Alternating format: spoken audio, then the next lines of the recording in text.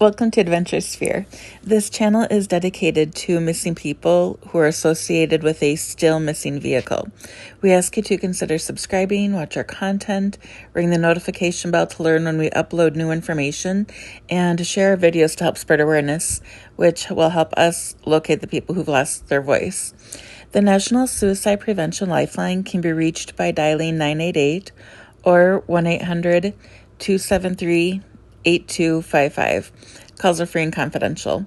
Every year, over 600,000 individuals go missing in the United States, according to the National Missing and Unidentified Person System. While many are quickly found and returned to their families, others remain missing as years pass by. This is Elisabeth's story. So Elisabeth Jean Wagner, then 33, is missing from Coral Springs, Florida. Her last date of contact was Tuesday, September 15th, 1981, when she was seen leaving her apartment in a blue-gray 1972 Cadillac Eldorado. She was believed to be heading north out of Florida, leaving via the Florida Turnpike ramp at Sample Road. Elisabeth may have scars on her head from blunt trauma, it's believed that she was struck in the head by a hammer. The license plate for her car could be from either Florida or Colorado with a 1980 or 1981 expiration date. The Coral Springs Police Department is investigating. They can be reached at 954-344-1800. Elisabeth's case number is 185218. She has been known to use the names Betty Wagner, Elizabeth Newman, Julie Andrews, and Beth Barton. The weather was nice that day. The high was 83, the low was 77.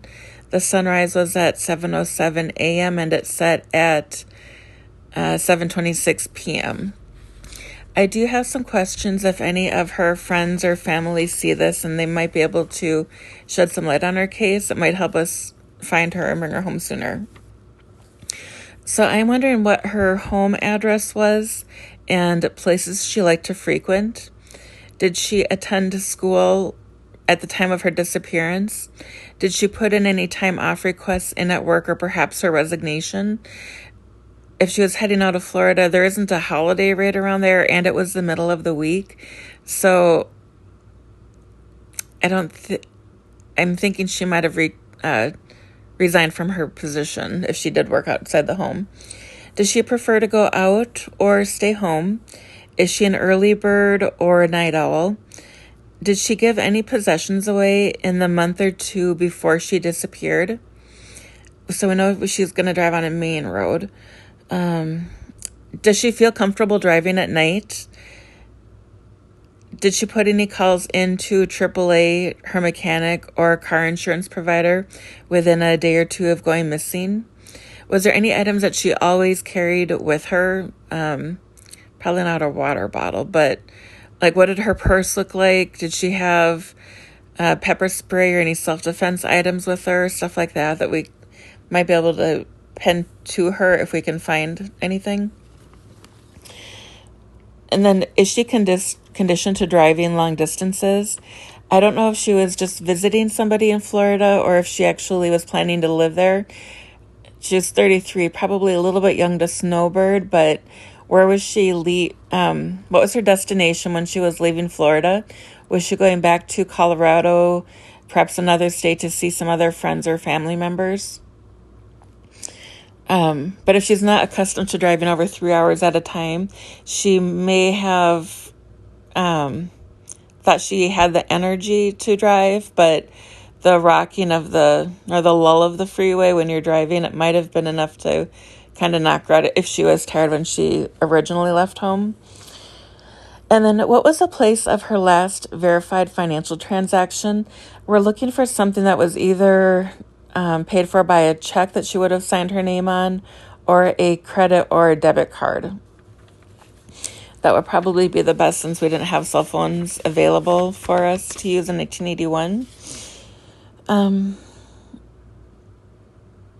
Yeah, I think that's all that I got for right now.